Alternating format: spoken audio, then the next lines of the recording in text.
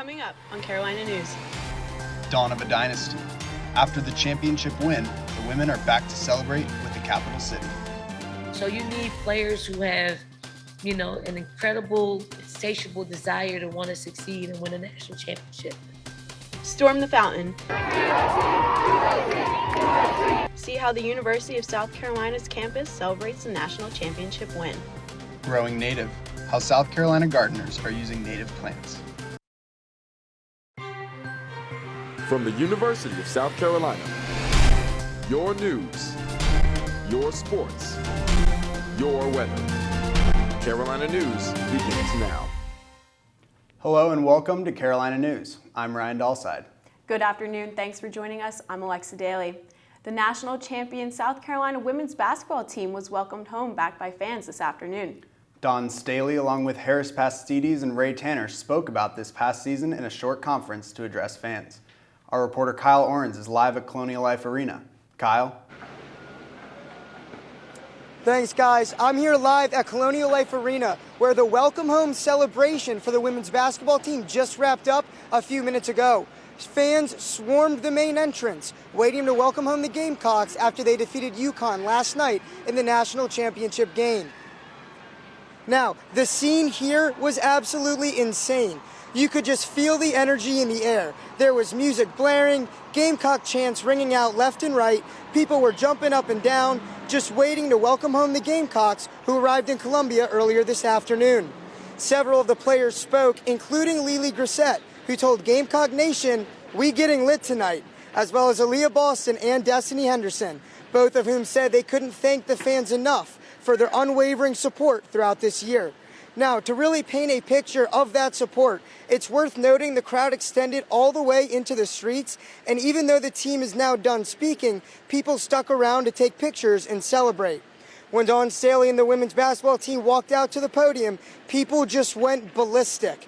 This is part of what Coach Staley said to the crowd.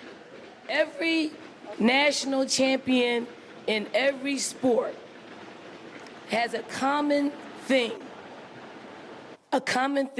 And that common thing is you create a home court advantage and on the road that's unmatched. When you rock this building out, you put energy into our players to play their very best each and every time they step on the floor. And we want to just say thank you. Thank you. Thank you.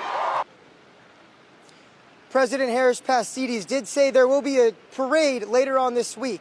For today, though, the celebrations here at Colonial Life Arena showed just how much this basketball team means to the University of South Carolina and to the city of Columbia. You can also expect the partying to continue because in a tweet addressing the fans, Dawn Staley said, "Throw the 24-hour rule out the door. Let's celebrate and party for a good little while." Reporting live from Colonial Life Arena, I'm Kyle Orens. Back to the desk. Thanks, Kyle. South Carolina fans might be getting a free concert from famous country singer and South Carolina alum Darius Rucker. Rucker tweeted that if Gamecock women's basketball won the national championship, he would do a show on the Horseshoe.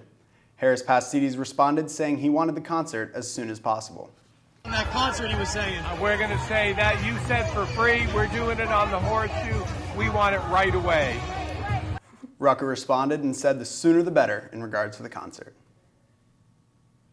After the buzzer sounded to end last night's national championship game, celebrations started here on U of SC's campus. Reporter Callista Yost is outside of Thomas Cooper Library, which needed some cleanup today after a huge celebration last night. The Gamecocks woke up this morning national champions, and as they were celebrating their win in Minneapolis last night, fans were here in Columbia celebrating too. Here at Thomas Cooper Library, it's all cleaned up now, but this is one of the spots where hundreds of students from USC's campus swarmed to celebrate the Gamecocks. Last night, hundreds of U of SC students took off their shoes and took a dip into the fountain outside of Thomas Cooper Library.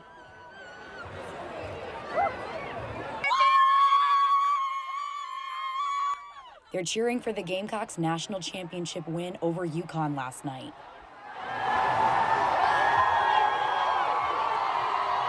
The Carolina girls led some cheers in plain clothes and bare feet, dancing along with a few members of the band.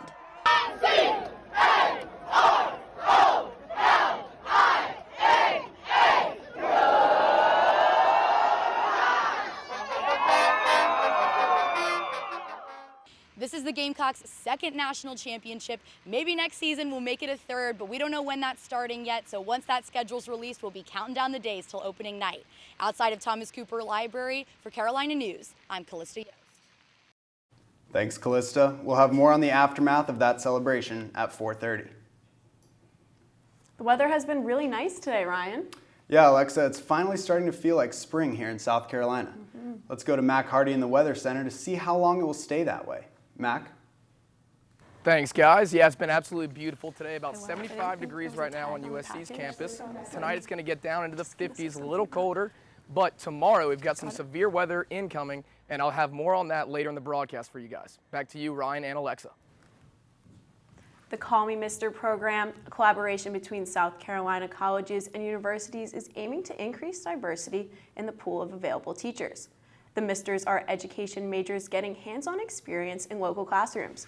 The program helps to create a diverse population of educators so students have teachers that look like them. Last week, the Thunderbirds from Shaw Air Force Base gave one woman the ride of a lifetime. Jessica Varney, who has spent the last year advocating for suicide prevention amongst veterans, got to ride in the jet as a show of appreciation from the pilots. The opportunity came after a nomination from her hometown, which caused her to be deemed a hometown hero by the Thunderbirds. As inflation and gas prices rise, economic growth is becoming challenging and could cause a recession. The pandemic, the supply chain crisis, and the war in Ukraine are all slowing down the economy. Compared to this time last year, Americans are paying $1.40 more for gas. Experts advise consumers to plan out their trips to the gas pump and make a list before grocery shopping. Despite unemployment claims in South Carolina this week, the amount of claims is still above 1,500 for the fourth week in a row. This week's numbers are down 5% from 1,577 to 1,501. Yet Richland County had the second highest number of claims with 148. Greenville was the top with 153, and the third most was Spartanburg with 104. Sustainable Midlands hosted a community tour to teach local residents about practices to preserve the environment. Many Columbia residents came out to learn how they can prioritize sustainability. They learned how to grow fruits, vegetables, native plants, and composting techniques to help the community thrive. Coming up next on Carolina News. See how native plants are being substituted for native invasive species.